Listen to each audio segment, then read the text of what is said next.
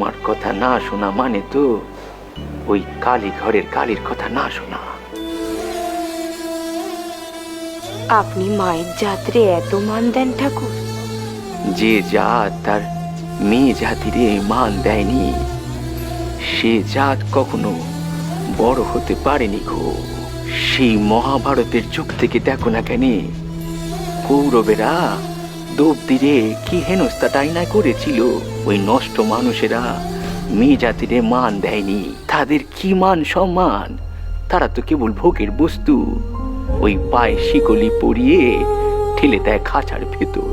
এরে কে কি বলবে জানি না কেউ, কিন্তু মেয়ে জাতের দুর্ভোগ দেখলে এর ভেতরটা বড় আকুলি বিকুলি হয় গো, আকুলি বিকুলি হয়। হে মন থেকে তাদের মান দিয়ে মনে সুখ পায় গো, মনে সুখ পায়।